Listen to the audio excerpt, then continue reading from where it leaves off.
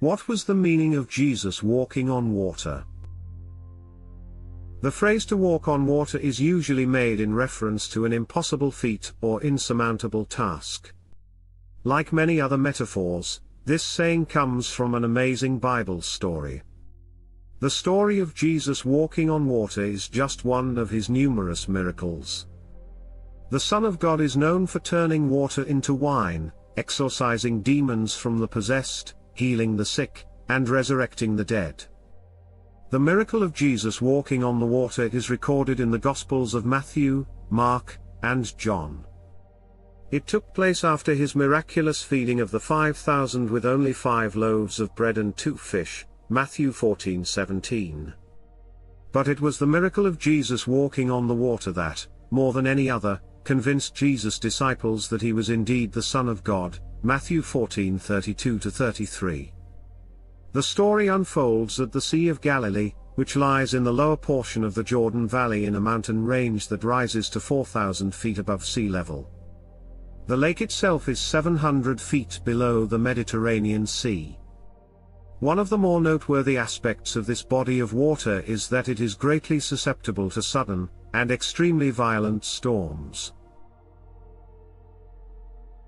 These storms are caused by the cold air rushing down from the mountains surrounding it and colliding with the warm, moist air rising off the surface of the water itself. When evening came, his disciples went down to the lake, where they got into a boat and set off across the lake for Capernaum. By now it was dark, and Jesus had not yet joined them. A strong wind was blowing, and the waters grew rough. When they had rowed 3.5 miles, they saw Jesus approaching the boat, walking on the water, and they were terrified. But he said to them, "It is I, don't be afraid." Then they were willing to take him into the boat, and immediately the boat reached the shore, where they were heading, John 6:16-21. There are several significant points to recognize about this miracle. First, Matthew tells us that the boat was already a considerable distance from land, buffeted by the waves because the wind was against it. During the 4th watch of the night, Jesus went out to them, walking on the lake, Matthew 14:24-25. Though they were only to travel a short distance, the storm was so violent that, despite all their efforts to control their boat, the storm had driven them nearly 4 miles out into the very midst of the sea. Being the 4th watch of the night, 3 a.m. to 6 a.m., they had been rowing and straining at their oars for nearly 9 hours. They were totally exhausted. Mark tells us that, when the disciples saw Jesus walking on the lake, they thought he was a ghost. They cried out, because they all saw him and were terrified, Mark 6:48-50. And this brings us to the second significant point of this miracle. Jesus always comes to us in the storms of life. This is reminiscent of the words of God to Isaiah, "When you pass through the waters, I will be with you, and when you pass through the rivers, they will not sweep over you," Isaiah 43:2. The Lord may not come at the time we think he should come, because he knows when we need him the most. Jesus did not join the disciples because he was on the mountainside praying alone to God Father. He had waited until the boat was as far from land as possible, when all their hope was gone. In essence, Jesus was testing the disciples' faith, and this meant removing every human prop. Why did Jesus walk on the water? To show his disciples that the very thing they feared, the raging, seething sea, was merely a set of steps for him to come to them. Often we fear the difficult experiences of life, such as illness, loss of loved ones, and financial hardships, only to discover that these experiences can bring Jesus closer to us. Why didn't the disciples recognize Jesus? The answer is, they were not looking for him. Had they been waiting by faith, they would have known him instantly. Instead, they jumped to the false conclusion that his appearance was that of a ghost. The point is this: fear and faith cannot live in the same heart, for fear frequently blinds the eyes to the presence of the Lord. The third significant point is that Jesus proved himself to be in command of the elements, something only omnipotent God can do. He revealed this truth to the disciples, who recognized his divinity, and responded with a confession of faith in Jesus as God. The wind died down. Then those who were in the boat worshipped him, saying, "Truly you are the Son of God." Matthew 14:32-33. This was the first time Jesus was called the Son of God by the disciples, a statement that, in fact, built on what they had said earlier about him in Matthew 8:27, "What kind of man is this? Even the winds and the waves obey him." Here they answer their own question, "Truly you are the Son of God." After Jesus tells Peter to come out and walk on water with him, Peter makes first steps toward Jesus.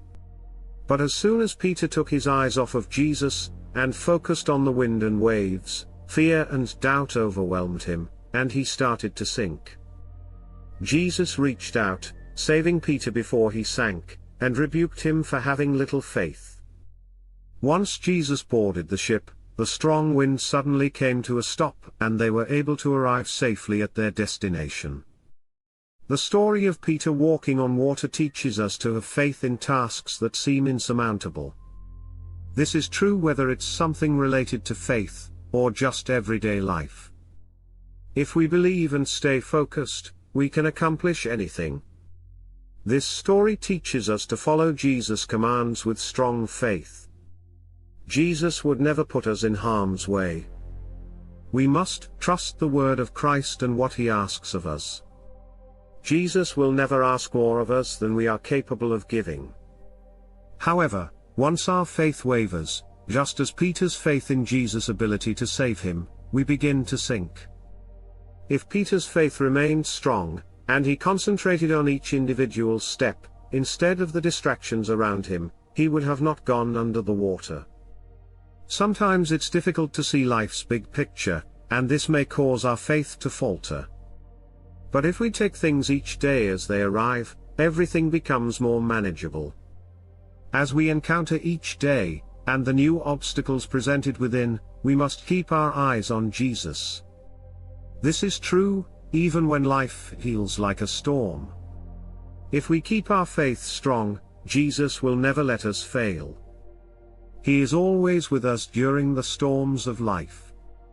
Though they had a long way to go in their spiritual maturity, the disciples were growing in their faith in the Lord. This incident is also significant because it was the first time the disciples realized that Jesus was the Son of God and started worshipping him. Surprisingly, despite spending so much time with the Lord, the disciples were not the first ones to appreciate Jesus' divinity. In Matthew 2:11, the Magi from the east worshipped Jesus before anybody else. Later, a leper is said to have worshipped Jesus. Matthew 8:2. A synagogue ruler does the same thing in Matthew 9:18. But this is the first time the disciples, the closest of all, worshipped him? Maybe it had something to do with Jesus saving their lives. It is a common knowledge that people become more susceptible to God after they survived some life-threatening events or diseases. What else can we learn from this story? Jesus sent the disciples away, so that he could go alone to the mountainside and pray.